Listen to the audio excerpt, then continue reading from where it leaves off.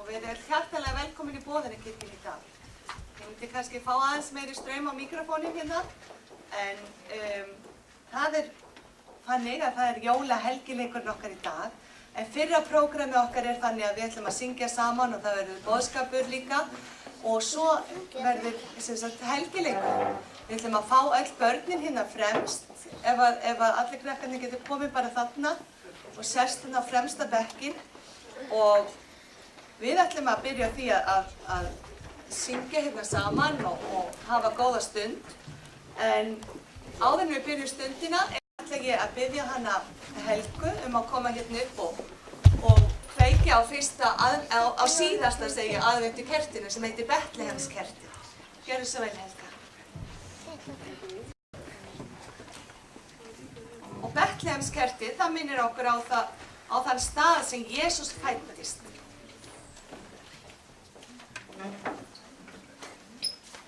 Í dag eru textarnir ekki upp á skjá, heldur eru í prógraminu ykkar, þannig að ég bara bið ykkur að kíkja í prógramið til þess að fylgjast með textunum. Þakka þér fyrir. Þá skulum við syngja boðskapur Lúkasar og það er fyrsti sálmurinn sem við syngjum í dag.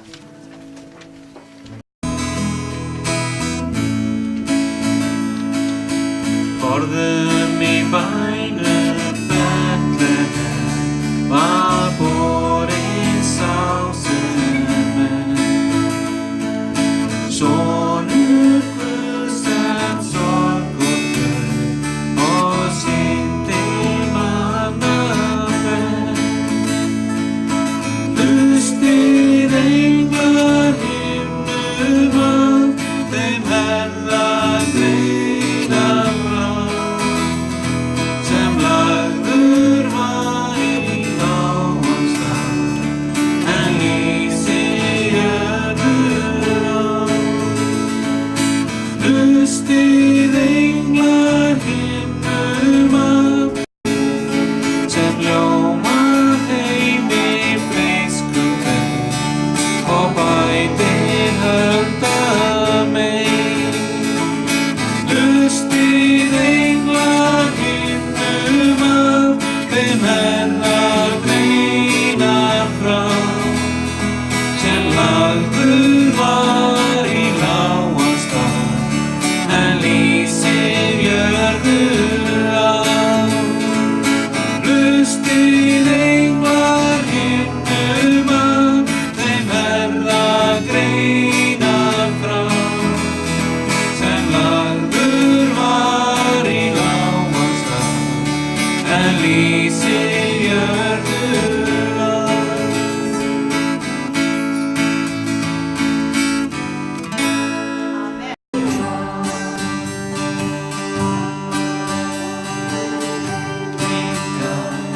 Vegir fram var hjónin, böndu sínum ferðu Betlehem.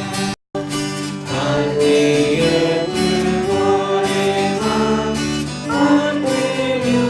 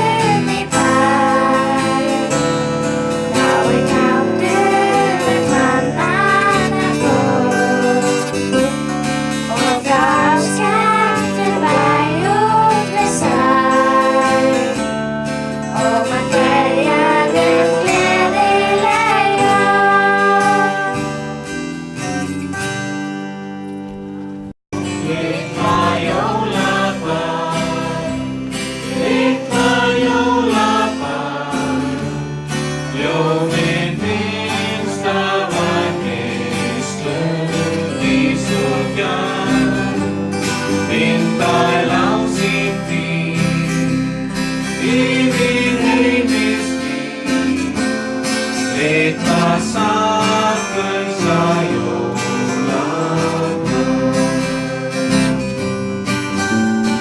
Ert þú færð og gjörðan, kæri sála mín, helga tungum tala, þær blá augu þín, litla brosið bjarta, páskarfriðurinn, sigrar mitt svarta, sættir alla menn, litla jólabarn, litla jólabarn, ljóminn minnsta var geislun ís og gjarn, indæl ásýnd þín, yfir heimsvíð, litla saklausa jólabarn.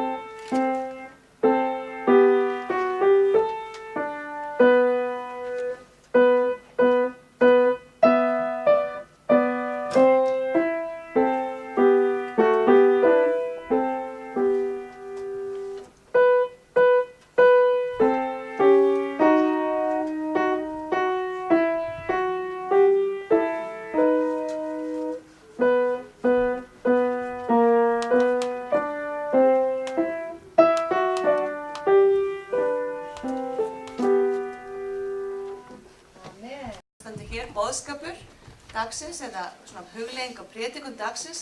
Hún er svona í styttra lagi í dag vegna þess að við ætlum að fá jólahelgileikinn strax á eftir. En það er í mínum höndum að færa ykkur boðskap dagsins og það er sagt að enginn er svo ómerkilegur að ekki sé áhugavert að fræðast líf og lífshlaup hvers einstaklings.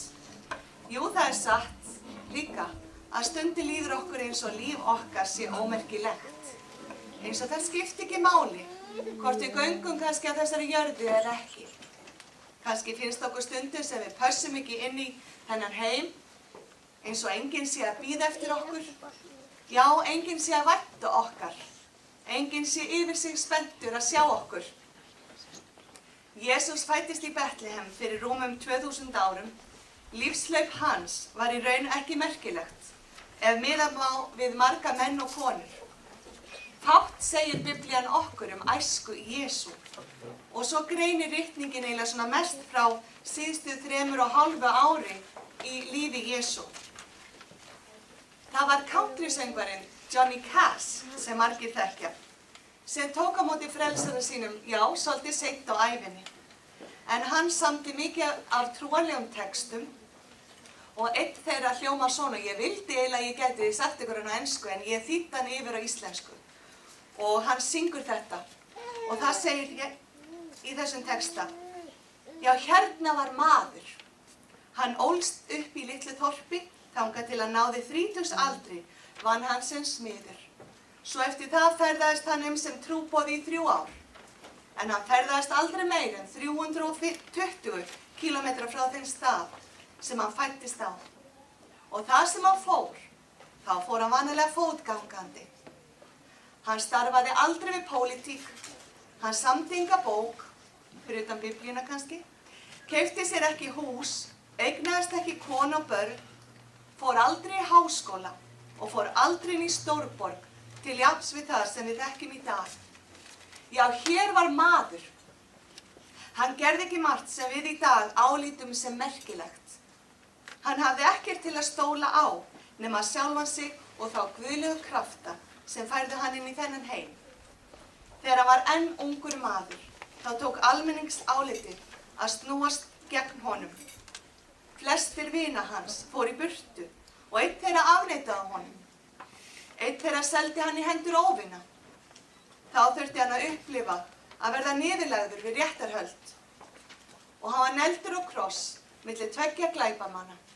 Og jafnvel á meðan hann var að deyja, þá köstuðu morðingjar hans upp á hver myndi eignast það eina veraldlega sem hann átti í lífinu, sem voru klæði hans. Þegar hann var dáinn, þá var hann tekinn niður á krossinum og lagður í gröf sem vinir hans sáu fyrir.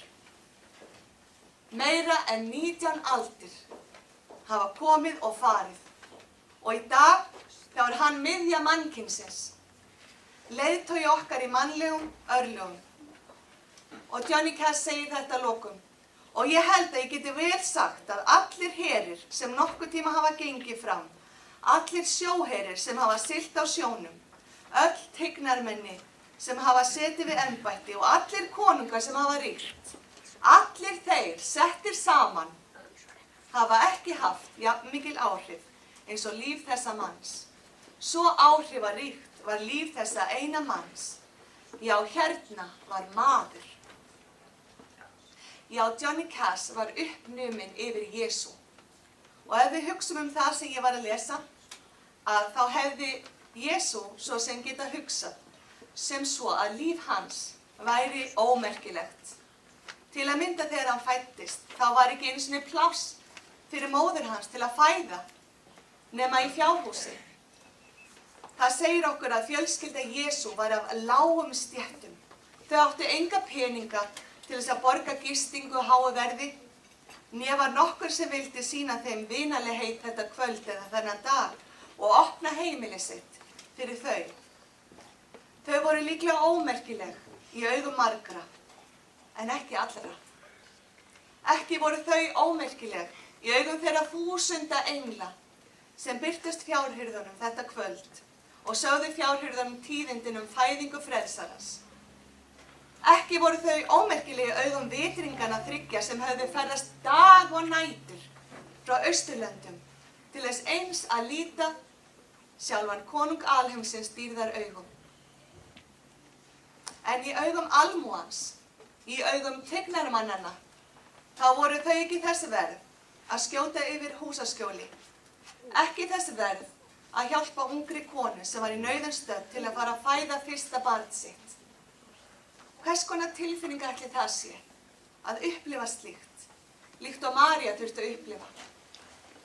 Að það vildi enginn koma henni til hjálpar þegar hún þurfti mest á því að halda. Jú, en hún vissi samt sem áður að það var hægt að treysta bara á einn og það er Drottinn sjálfur. Og hún vissi að þrátt fyrir að enginn annar liti hana merkilegum augum, þá gerði Drottinn það. Já, María hafði fengið heimsókn frá engli sem boðaði henni, þessari lágt settu konu, að henni myndi fæðast barn og það var sérstakt barn. Jólasagan fæðingu Jesú kennir okkur svo margt, en eitt af því sem hún kennir okkur er það að það er ekki allt sem sýnist í heimi hér. Okkur getur nefnilega skjáttlast svo hrapalega ef við lítum á útlit fólks og stöðu fólks. Já, okkur geta orðið á svo mikil mistök ef við leyfum okkur á nokkurn máta að horfa á útlit fólks, hvort sem umræðir að það sé hátt sett eða lágt sett. Staðreyndin er svo að í Guðs ríki þá eru allir jafnir. Guð fer ekki í manngreinar álit, segir Biblían. En samt heldur mannfólki áfram að gera upp á milli. Fólk er greiðviknara við þá sem líta betur út, þá sem eru hátt settir. Slíkir fá oft betri þjónustu og fleiri eru tilbúnir til þess að gera slíkum greiða. En Jesús valdi að vera fábrotinn. Samt var hann og konungur alheimsins. Í þessum heimi ganga milljónir og jafnvel milljarðar manna og kvenna með brotna sjálfsímynd. Okkur finnst við ekki merkileg, ekki geta margt, ekki hafa heppnast að gera það sem við vildum kannski í lífinu. Og þannig getur það verið einmitt í þínu lífi núna. Þú getur verið að hugsa, nú er árið senn á enda. Þetta ár 2009 og þú hefur ef til vill verið að vænta þess, vænta einhvers, vænta þess að hagur þinn batni. Eða að þú myndir fá betri vinnu, eða kannski fá vinnu. Jafnvel eignast lífsförunaut. Eða að hjónaband þitt myndi verða hamingjusamara. Hvað svo sem þú hefur verið að vænta, þá hefur þú örugglega verið að vænta einhvers. Því það er svo mannlegt í raun og veru að vænta einhvers. Já, þú hefur án efa verið að vona margt á þessu ári. En það hefur kannski ekki allt gengið eftir. Sömu mistökin sem við gerum, sömu vonbrigðin. Kannski eru sömu hlutirnir að endurtaka sig ár eftir ár, jafnvel áratugum saman. Og þú hugsar ef til vill. Eitt árið í viðbót, þar sem draumar mínir rættust ekki. Og þú ert við það að hugsa, það er ef til vill best að hætta að óska sér einhvers. Best að hætta að vona, því maður verður alltaf fyrir vonbrigðum. Þannig var það með fiskimennina, sem síðar urðu lærisveinar Jesú. Jú, þeir voru farnir að þvo net sín þennan dag, því ekkert fiskaðist. Uppgefnir vonsviknir byrjuðu þeir að þvo netin. Jesús var staddur þarna við Genesaret vatn og þar var fólk sem elti hann og þrengdi sér að honum, því fólki vildi heyra Guðs orð. Þá kemur Jesús auga á 2 báta og menn sem eru að hreinsa net sín, þvo net sín. Svo Jesús ákveður að fara yfir í annan bátinn og biðja eigandann, Símon Pétur, að leggja aðeins aftur út, svo að hann geti prédikað úr bátnum því fólkið þrengdi sér svo mikið að Jesú. Þegar prédikunin var búin, þá sagði Jesús við Símon Pétur, farið út aftur og leggið netin til fiskjar. En Símon sagði við Jesú, við höfum stritað í alla nótt og ekkert fengið. Og þannig líður okkur kannski mörgum. Okkur finnst við hafa vonað og beðið og þreyjað, en ekkert gerist. Og við erum í líkum sporum og fiskimennirnir þennan dag. Við förum svona andlega að þvo net okkar og gefum upp alla von. Ef til vill hugsum við, ef til vill lífi mínu bara ætla að vera svona. Ég er svo sem ekkert merkileg eða merkilegur og það er best að hætta að gera sér vonir. En Jesús vissi hvað fiskimennirnir voru að hugsa þennan dag.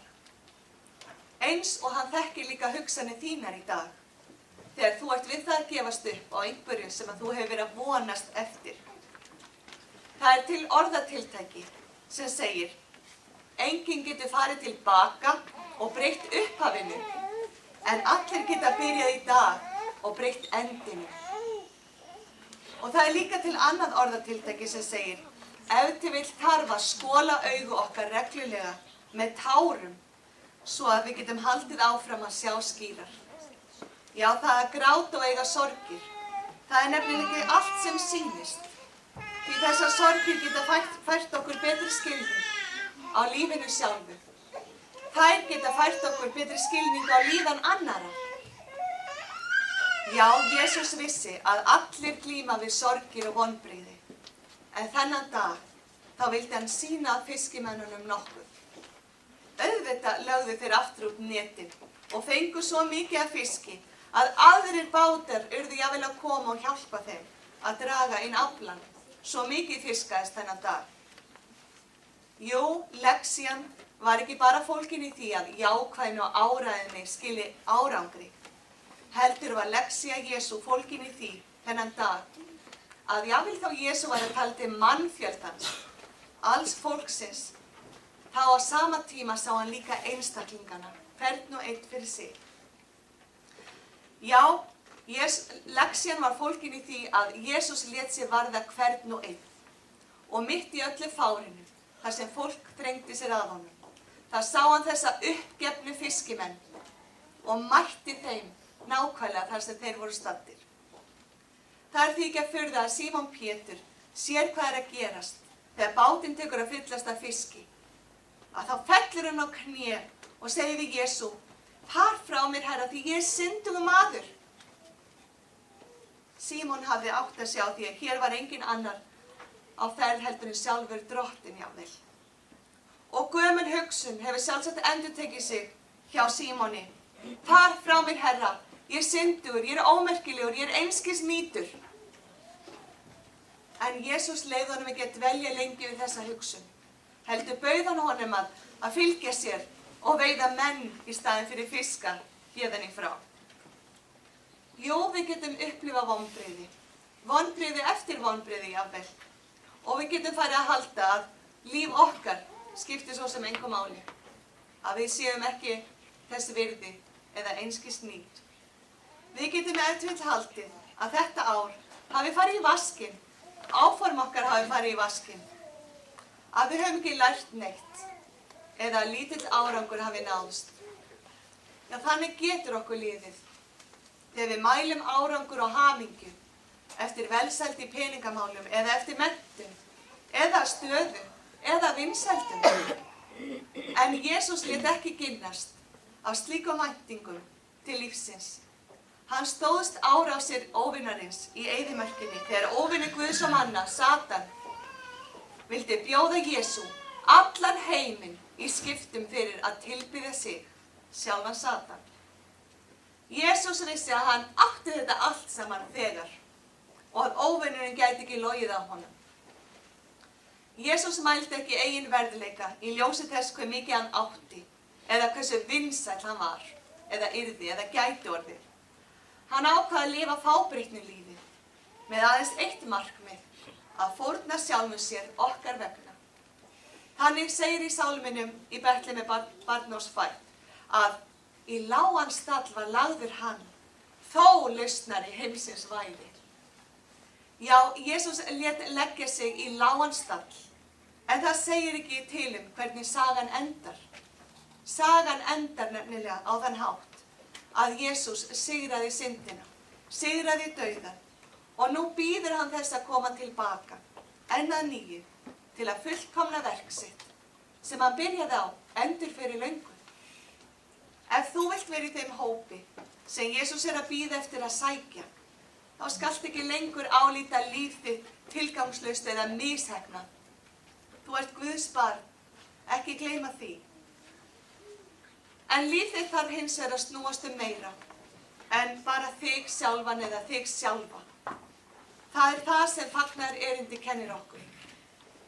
Þú ert kallaður, já þú ert kölluð, til þess að vera ljós fyrir aðra og það þýðir að þú ert stórkostlega merkileg eða stórkostlega merkilegur. Það er aðeins einn sem getur komið til sögunar og fyllt líf okkar tilgangi og þeirri tilfinningu að okkur finnst sem við raunverulega skiptum máli og það er Jesús. Já, trúargangan verður að halda áfram stundarsakir. Allt þar til Jesús kemur aftur. Okkar bíður mikil vinna, vinir. Sagan litla barni sem fæddist í Betlehem, þar sem ekkert rúm var fyrir móður þess að fæða, endar ekki þar. Sagan Jesú er stórbrotin saga og þannig getur þín saga einnig orðið. Þín vegna dó þessi Jesús og reis einnig upp frá dauðum til þess að koma að sækja þig. Þú ert dýrgripur í augum hans. Þú ert svo sannarlega þess virði. Okkar bíður mikil vinna í að endurreisa líf fólksvinir. Allar þessar milljónir manna og kvenna sem ganga með broti hjarta, brostnar vonir, daprar hugsanir. Já, vinir, okkar bíður mikið verk. Og já, vinir, það er enn of snemmt að fara að þvo netin okkar eða leggja árar í bát. Guð gefi ykkur öllin gleðileg jól. Á nýju ári þurfum við sem boðunar kirkja að taka upp þráðinn að nýju og veiða menn. Guð blessi þig og gleðileg jól. Jólahelgileikin og krakkarnir mega öll fara fram og við hefjum jólahelgileikin bara strax.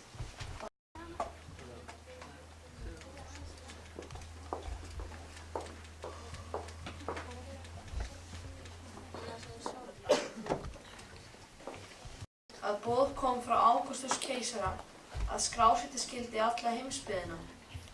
Þetta var fyrst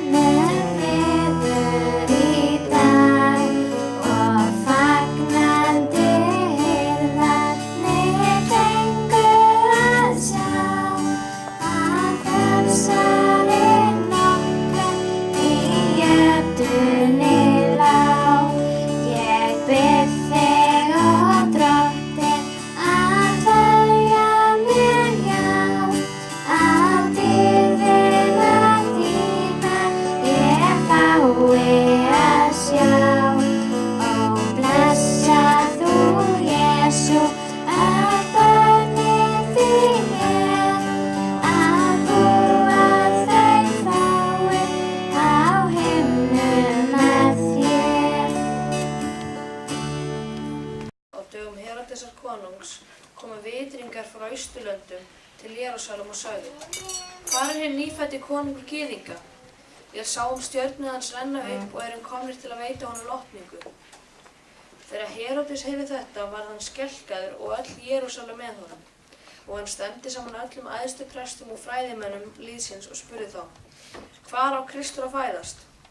Þeir svöruðu honum: Í Betlehem í Júdeu, en þannig er ritið hjá spámanninum: Þú Betlehem í landi Júda, ekki ertu síst á meðal hefðaborga Júda, því höfðingi mun frá þér koma, sem verður hirðir líðs míns Ísraels.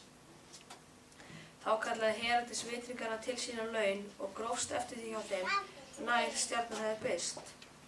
Hann sendi þá sér til Betlehem og sagði: Farið og spyrjist vandlega fyrir barnið, og þér finnið það, látið mig vita, til þess að ég geti einnig komið og veitt því lotningu. Þeir hlýddu á konung og fóru, og stjarnan sem þeir sáu austur þar fór fyrir þeim uns hana bar yfir þar sem barnið var. Þegar þeir sáu stjörnuna glöddust þeir harla mjög. Þeir gengu inn í húsið og sáu barnið og Maríu móður þess, féllu fram og veittu því lotningu. Síðan luku þeir upp fjárhirslum sínum og færðu því gjafir, gull, reykelsi og myrru. En þar sem þeir fengu bendingu draumi að snúa ekki aftur til Heródesar, fóru þeir aðra leið heim í land sitt. Þegar þeir voru farnir, þá veitraðist engill drottins Jósef í draum og segir: Rís upp, takk barnið og móður þess og flýt til Egyptalands. Þar skaltu vera, uns ég segi þér, því að Heródes mun leita barnsins til að fyrirfara því. Hann vaknaði, tók barnið og móður þess nóttina og fór til Egyptalands. Þar dvaldist hann þangað til að Heródes var allur. Það sem að drottinn sagði fyrir munn spámannsins skyldi rætast: Frá Egyptalandi kallaði ég son minn.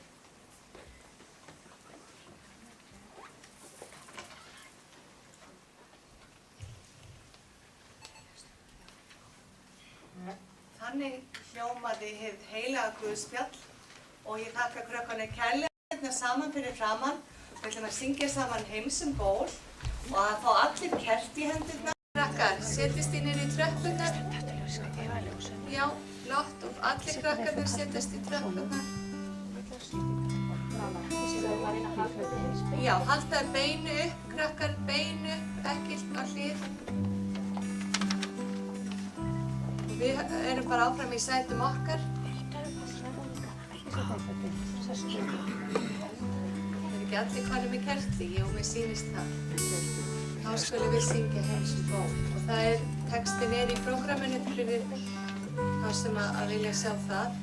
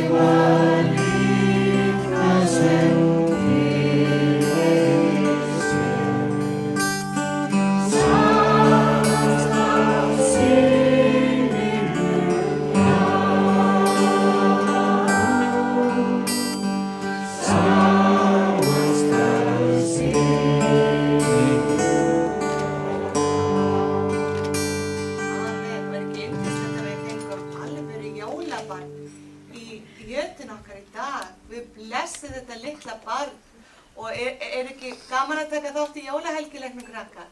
Jú. Eigum við að segja amen? Amen. Þakka ykkur.